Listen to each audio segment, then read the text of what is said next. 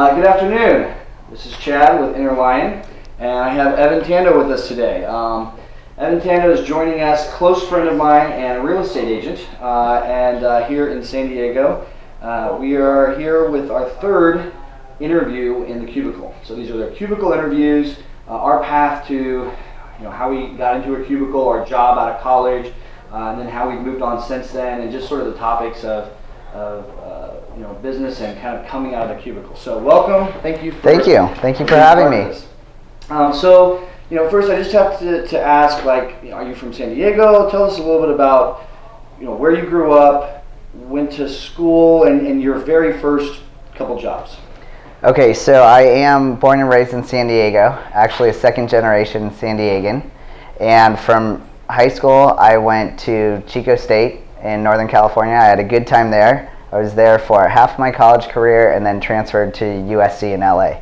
And so I was there for another 2 years. And after that, my first job out of college was in a cubicle, working for a company that put together comps for real estate across the nation. It was the biggest, and it still is the biggest database of comps in the nation. So you immediately went right from college into real estate? Or? Well, I did have a sidestep for a minute. I first worked at a music store for 4 years, which made my dad very proud. Okay. So I had that. That's fun, so yeah. It was fun. It was a really good taste of fun. And then I would say after that, this was my first after college job where you had to have a degree to get the job, and these jobs were geared towards new college grads. So you were coming out and you were making 30-something thousand, and you're thinking, cool, at that time in the 90s. Right. This is awesome, It's not age us here, yeah. Right. So, yeah. Okay, so when you got that, it's funny out of college, how do you think what you consider a real job is out of college, and how would you consider a real job now? Wow, that's a good question. I mean, a first real job out of college to me is when you get the job offer with a salary pay. You're on salary and you're thinking salary from a company is awesome. I'm getting benefits. I'm getting paid whether I work 40 hours or 38. You're not thinking about if you're working 60. Right. And they are watching the clock, so you better not try to work less than 42. You're not thinking what that entails, but you're thinking this is a real legit job because I've got it from a company, a big company. Because the mentality is that it's stable. Oh yeah. And that's definitely. Okay, I've got a check every week. I'm this. Right. And how does that compare now to how you feel about a real job? That's a good question. I mean, to me, the only real job I would have is one where I own the company. I mean, that would be the only option. Yeah. I can't imagine ever going back working for a big company or not working for myself. Right. And that's one of the coolest things I've seen about other friends have went that path. And what's cool is it's you're not making $10 million a year out on a yacht. Nope. But you've got freedom. I mean, what's more important to you, freedom or money? Freedom, definitely. Yeah. I like money, but freedom is definitely more important in a lot of different aspects. Okay, so going back to that time frame when you were working for this other company in the cubicle, and why did you end up going into real estate to begin with? That's a good question. So I actually went to school for psychology, and I was going to get a graduate degree, get my PhD or a PsyD, and do that. But after I actually got into grad school and worked at the music store during that time, I was thinking about going back to school, the cost, and then what I was going to make in that career. And over time, I realized that wasn't going to work. And when I moved from the music store to working for comps, What is working for comps? Comps.com was the place I worked for in the cubicle. Cool. Yep. So and comps was the real estate company that brought all the comps together. Comps are the thing where you have houses, and what are other houses selling for? Yes, it's the reports that if somebody, and it was for businesses too, so if somebody wanted to buy an office building, they can go to this website, log in, and see what other office buildings like it have sold for. Okay. So while you were doing that, when did you first start deciding, maybe I want to be moving out of this little, where I'm at now? In the cubicle? Yeah. Okay, so that happened when I had the typical guy from Office Space walking around my cubicle, literally leaning on it with his coffee, asking me what I'm doing, how I'm doing it. How your TPS reports were working out. 110%. I mean, to a T, this was the guy. And he would listen to my calls, and he'd be right there, and I was just sitting there thinking, this is ridiculous, because I know what kind of worker I am. I mean, any job I had, whether it was in high school or the music store, I excelled at it, and people didn't question, what am I doing all the time? And here comes this guy, and he's hanging around, and it wasn't me, it was all the time. That was the culture, And I thought, man, this is ridiculous. And one thing led to another. I'd never done this at a job, and the shortest I was at a job, it was literally like Office Space, and at lunch I said, I am done. I packed up my stuff and never came back. Really? Yeah. So your story of how you left the cubicle is just one day you were just done. That was it. Yeah. So did you have money at the time? Were you No. Were you scared? Were you? I didn't have a lot of money, so I'm sure I only had a few $100s. Really? Yeah. I mean, Wow. I definitely was not a saver. Yeah. Back then. Yeah. So no, I did not have a lot of money, and the bottom line was I was getting out of there, and I was not putting up with that, and I'd figure it out. So that's really cool. So you started selling real estate on your own. You got a real estate. Yeah. license? Well, there was, from the cubicle, there was a sidestep, and that was, I went to a temp agency to just keep me busy. So I did that for a little bit, and it was administrative type of work while I was figuring out what to do. And then I had a friend who was working with kids, who was kind of in the line of business that I thought I wanted to do with what I did in college, or what I studied in college. So I did that for a few years. That was totally, to me, it was not in a cubicle. It was a great helping people type of job. But totally. But the money wasn't there. So the reason why I got into real estate, which was your original question, was literally for the money. And some people don't like when I say that, but that was my reason, because I was looking at living in San Diego, being head of household. How am I going to afford housing, and will I have enough money to raise my kids? It's not like when my dad raised me. It's totally different. So when I was interested in going into real estate, by now the market was hot again in San Diego, and there were a ton of real estate agents. And my dad said to me, "Are you going to do it now?" And I said, "Yeah, and I'm going to do it now, and I'm going to do it 110%. There's no way that anybody, if they get into something and give 110% effort, there's no way you're going to fail. I mean, it's just impossible." One of the things you really shown me over the years has been that mentality of like, okay, the market's crashed, and you see ping, ping, ping, ping, ping, everybody ditching what they're doing, right? Right. And then I see you, and you're I guess, our friend Jules said this the other day, and she said, it's feeling the fear, Absolutely. So you feel it, but it's not the crippling, it's the kicking, it's a slight little kick in you, and you Definitely. keeps you going. One of the things I loved working with you was just the fact that you had this joy or passion, and it's like, yes. Like, what gives you the most joy from your line of work? Well, and that is the second half of why I got into my job. Exactly what you said. I love helping people, and that is why that background that I had and why I went to school. My dad wanted me to go to school for business, and we fought over it. And I said, no, I want to help people, and I want this degree in psychology. And so it was like the two ended up coming together, because real estate, in the line that I work, which is residential, is very much a people business. Yeah, for sure. A lot of emotions. Exactly. For sure. Exactly. So to me, And I really do help people, and I do loans and I do homes, so I work around the whole, just kind of like the whole deal, every part of it, and I do things to help people get into homes that if I was only doing one side or the other, I wouldn't have the opportunity to give a credit here or do whatever I need to do to make the deal work. Okay, so why do you think, let's just go back then, now that you have come up from a lot of experience now with what you do, Mm-hmm. and you've got a really solid foundation. Why do you think a lot of people come out of college thinking the W-2 and stability and the cubicle is the way to go? I think that it could be a combination of things. I think number one, that's what they feed you in college. There's a full department to help you get a job. That's with corporations. Corporations are seeking you out. I think your parents tell you about it. You need to get benefits. Yeah, parents, I mean, let's face it, like we often want our friends to be okay, be stable. Like what we think is like, okay, we don't want to rock the boat. Right. Like, are you eating? Are you alive? Are you, Right.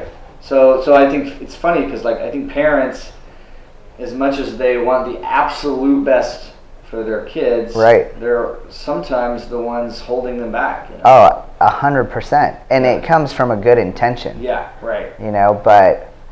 But yeah, I mean, I think that's why kids are looking for stability, thinking that's it, when, like you said, that's really not it. Right. You're totally replaceable, no matter if you're the president of the company or not. Right. I think we learned that a lot too, like when the market crashed, I mean, just from my experience, when I left my corporate job, a lot of my family and friends were really worried, and they were thinking, oh, is this okay? Is this right. going to be cool? Is this going to be cool? And then a couple years later, there were layoffs, big layoffs, Yes.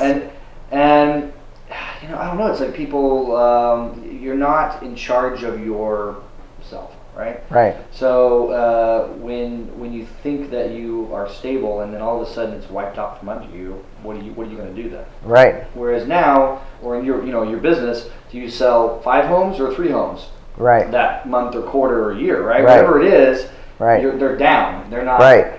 out. Exactly. So that's not something I realized even until after I moved out of the cubicle in my own business.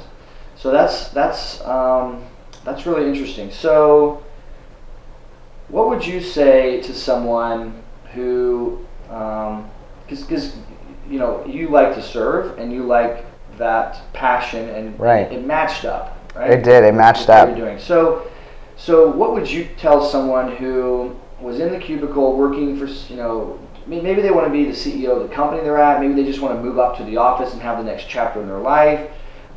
They know that they're better than where they're at right now. Right. So what would you tell them? What advice would you give them to look? We'll go a couple different routes. What advice would you give them to look for things to do? Like, should they be in real estate? Should they be in, what advice would you give? Yeah, I mean, I definitely think it's important to think of what your passions are. No matter, if someone's working in a cubicle, but they'd rather be a photographer with National Geographic. Well, how would you get there?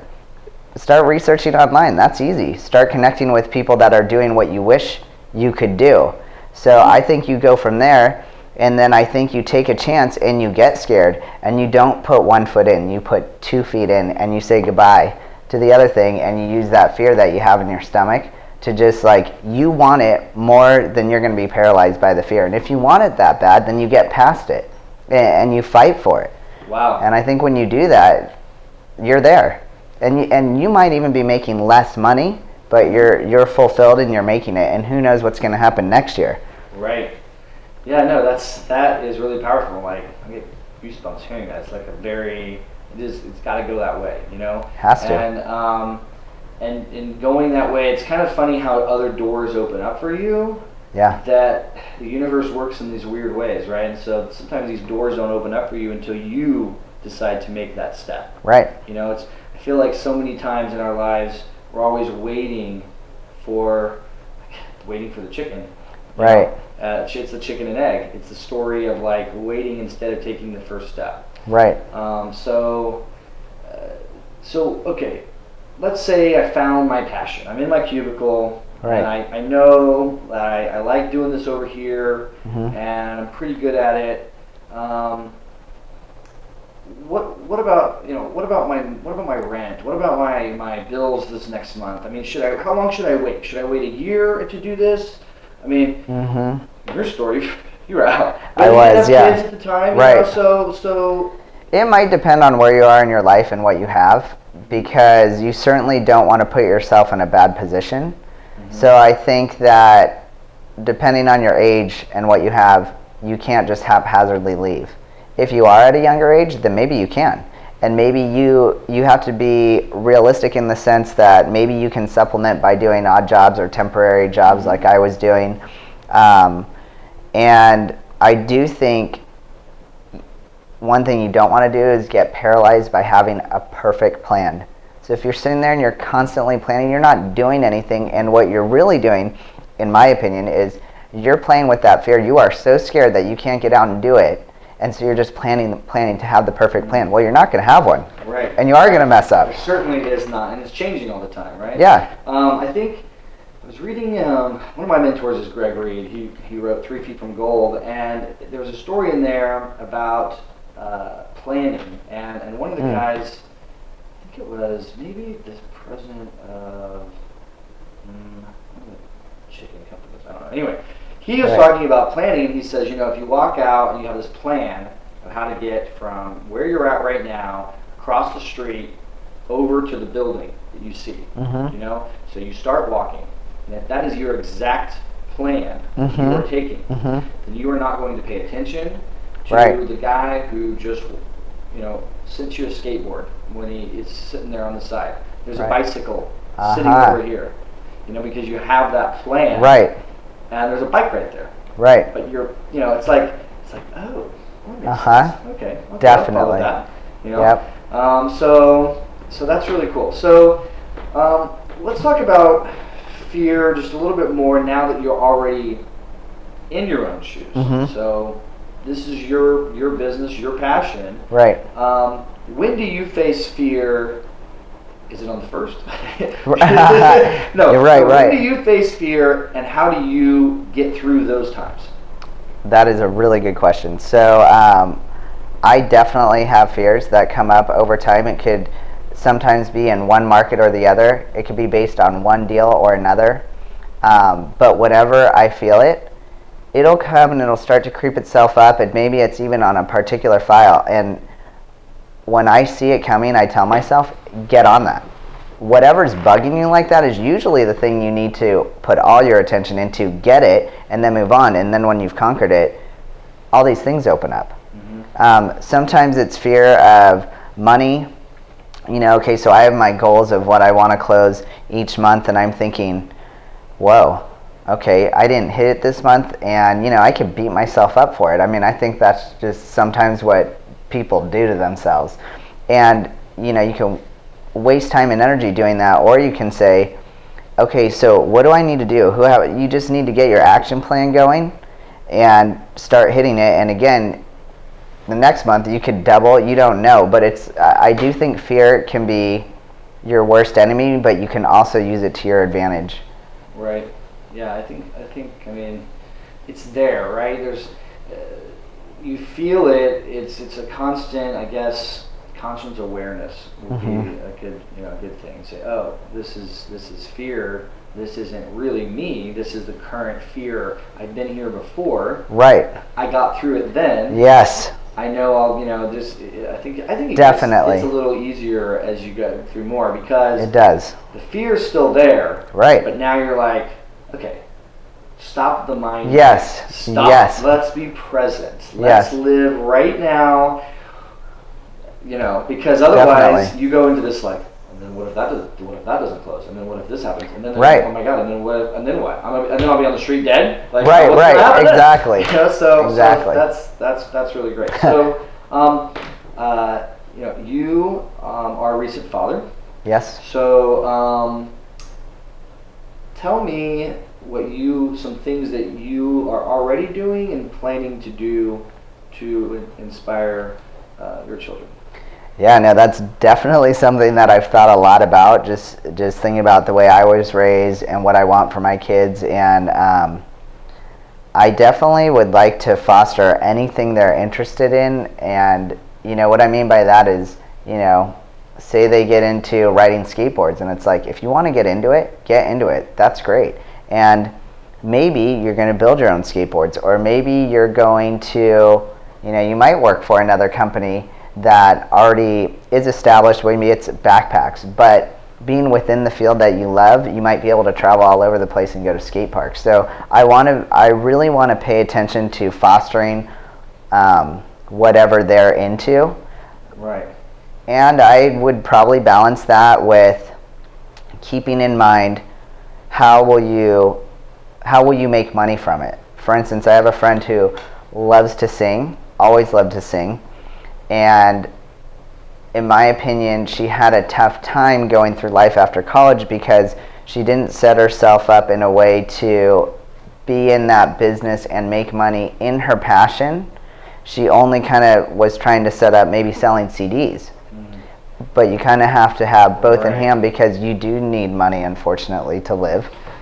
Right. And it's well, just kind of a fact. Yeah, right.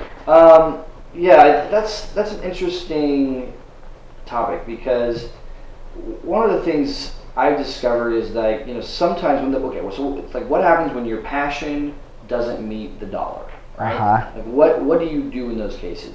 And one of the things I've learned too is that sometimes if I'm passionate about a project, right, my revenue over here tends to start going up too.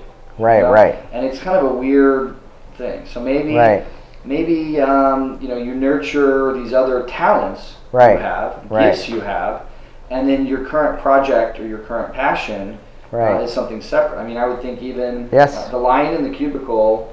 I haven't sold any copies of this book yet, right? But I didn't sell anything from Inner Lion to pay for this, my project, my passion. Right. But this is what I'm inspired and passionate about. Right. And I feel like when I've seen those moments in my life in the past, it sort of has that same definitely feel to it.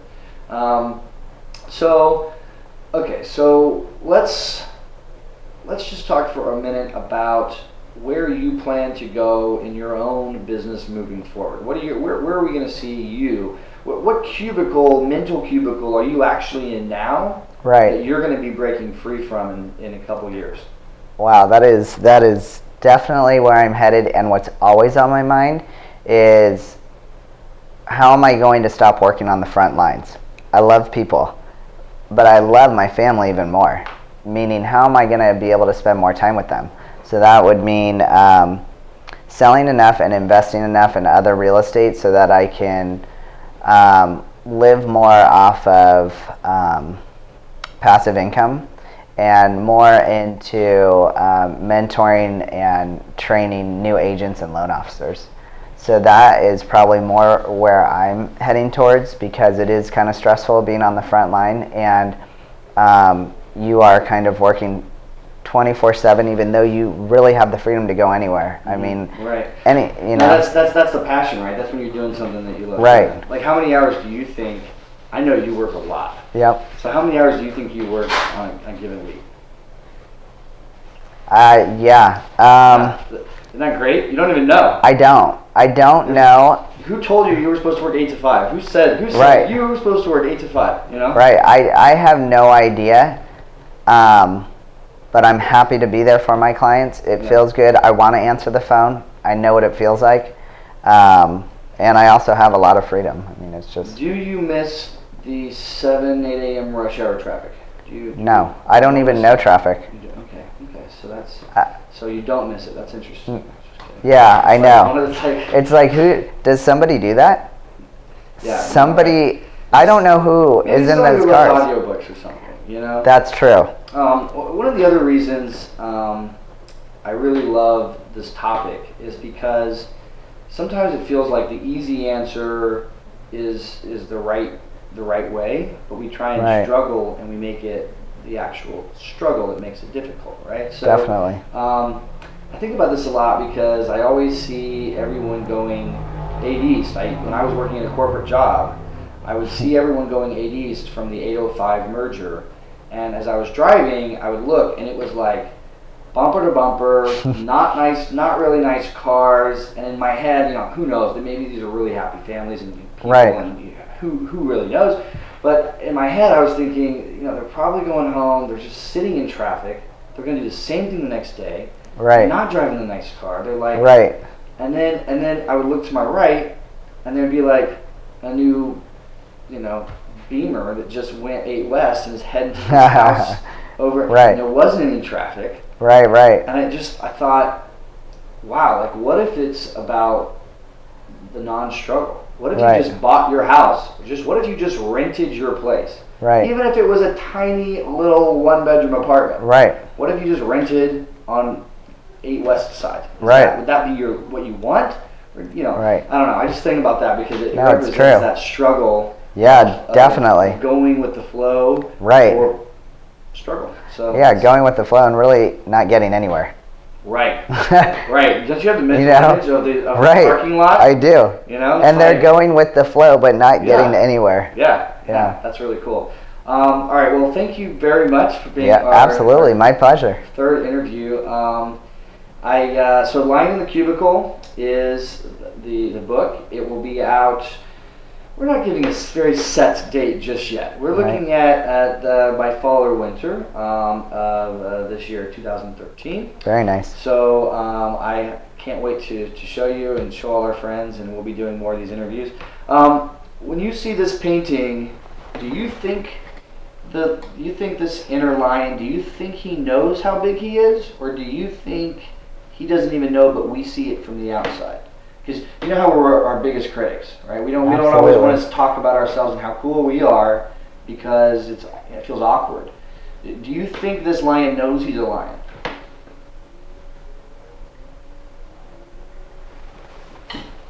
I think he does.